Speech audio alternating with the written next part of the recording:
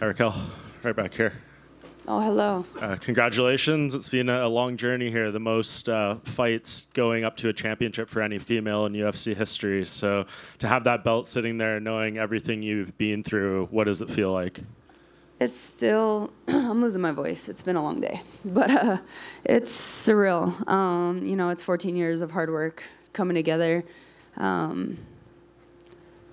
don't know. I'm still trying to take it all in. When did you feel the tide really turned in your favor in that fight? Obviously, you probably knew she was going to start strong, and maybe you would be able to break her down and do that over the course of the rounds. Did it kind of play out as you hoped and expected in that sense, or was there maybe some surprises in the momentum shifts of the fight? I think for me, obviously, I'm my biggest critic, so I wanted a totally different fight for myself for a world title fight. But, there's a lot of good things to come out of that, and I think everybody knows with me, I have cardio for days, and so as the rounds go on, that's my strength. But it was, I don't know. I walked out and I was extremely calm, and I was like, this is really weird. And so I felt like I started a little slow in the first round and kind of just adjusting to everything, but it worked out in my favor. Yeah. Going through a fight like that, Dana was in here and he said, he loves you. We know you guys have a long relationship and history together, but he said it drives him crazy that you never listen to your corner. Were you not listening as much as you wanted in that fight, or what's kind of your reaction to that statement from him? Well, my corners were yelling at me to let my hands go, and Dana has told me since The Ultimate Fighter, there's no reason I shouldn't be knocking people out. So yeah, he already found me and lectured me on that one, and yelled at me too that I drive him nuts and I should have let my hands go a lot more. So what do you change in that regard going forward? Because look where it's led you. You can't debate the results and doing whatever you're doing. So what adjustments do you make? I'm constantly climbing mountains. I'm constantly growing. And so one thing for me is, I learned a lot on this journey back to the world title and being here, and even some of the struggles that I've had to overcome this week. And, I believe, I freaking did it after 14 years of hard work, blood, sweat, and tears. And so there's no more question. I go back, and now, I sit here and preach all the time about having fun. It's time to really have fun, to truly just believe in every single aspect. And tonight when I was dropping some bombs, I seen it written across all her face, and it was just all right, okay, here it is. And so, yeah, I think that's the goal for myself coming out is, let them fly. And just last thing for me, you called out Juliana Pena in the cage. Dana was here. He said that seems to be likely the fight based on her health. For people who maybe aren't aware of the history between you two, can you kind of explain a little bit, and I guess what beating her in your first title defense would mean to you?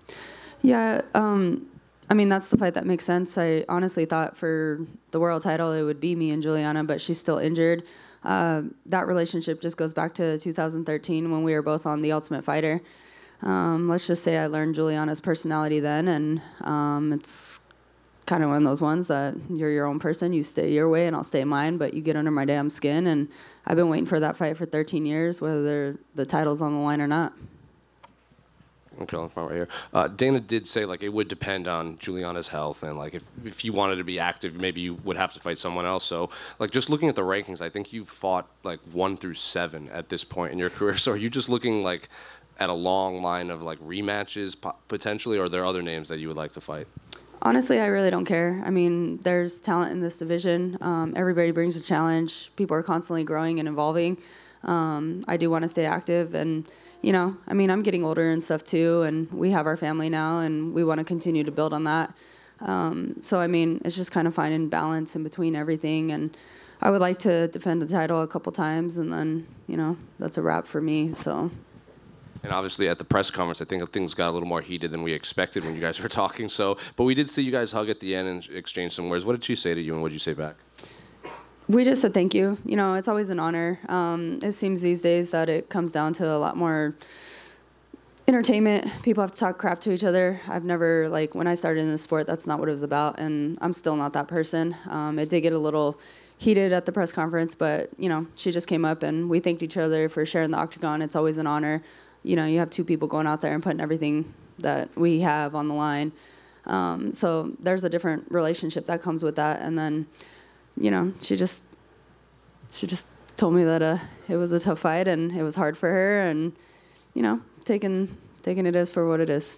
Last one for me. What did it mean to have your family in there? Your daughter, Tisha's in there. You got the new belt around. Like, I'm sure you wanted to win the title against Amanda all that time ago, but winning it for the first time with those two in the octagon with you.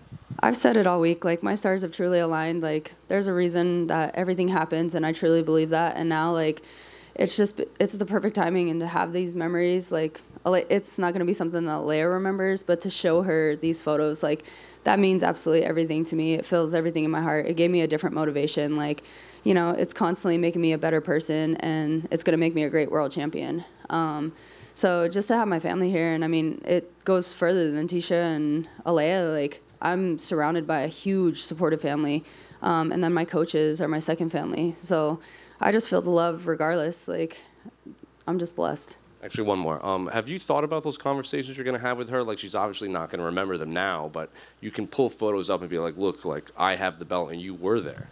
Yeah, I'm going to show her how awesome it is, but I'm going to remind her we're going to do self-defense and no fighting. Raquel, at times, I don't know, the crowd got a little bit restless. Maybe the action wasn't going the way they wanted to go. Does that register at all during this 5-round fight with Mayra? No, at the end of the day, like, they're not in there, People, they look on the outside and they want to see different things, but when you're actually in there and you're putting in work, whether it's up against the cage or it's a grind, like, it's hard, it's tough, and positions are very different. So, I mean, of course, people, they hear fighting and they want to see knockouts, they want to see blood, like, people are just very aggressive with that, and that's going to be sports fans for you. But for me, like, at the end of the day, I had a goal, and whether it's pretty or not, like, I achieved my goal. Miesha Tate, past opponent of yours, your coach on The Ultimate Fighter. I know it seems like a lifetime ago now, but she praised you guys on social media. She thought you guys had a great fight. What does it mean, hearing about her support and other of your peers who probably sent you positive messages after the fight? It's absolutely awesome. I mean, we're all out here, we're grinding and we're working hard. You're going to have those athletes who they talk their crap and stuff, but Miesha, I mean, she's one of the pioneers of the sport, and I remember when I fought her back in 2016 now. At Madison Square Garden. After that whole fight, we hugged it out and everything, and she told me one day I would be a world champion. And, like, those are honestly words that I held very close. Like, she's done a lot of things for this sport. So to see where my career's grown to and, like, all the things I'm starting to accomplish and have accomplished, like, it means everything. How does it feel to join the list of mom champions? There haven't been that many in UFC history, but you're one of them now.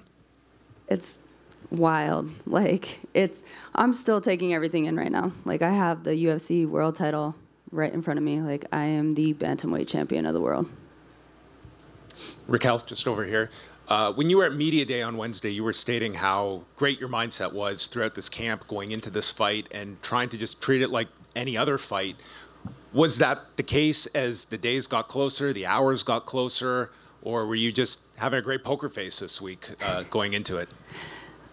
No, I mean, it's been a great week, and my mindset has been really good. Today was actually a very interesting day for me. Like, I mean, people want to learn the story behind things, and so this is one of them. Like, I woke up this morning, and to be in this position, like, this is something people dream of. This is what I've dreamed of, again, for the last 5 years, but this is something I've worked hard for, and, I remember back in the day, I said I wanted to be one of the first women into the UFC, and people laughed at me, and I was like, and then I'm going to be a champion, and people laughed at me again. And to get here, and I woke up this morning and, like, literally questioned everything. I mean, if you can't hear it in my voice, like, I woke up so sick, and I had to spend a lot of the morning talking with my coaches, my sports psychologist, Tisha.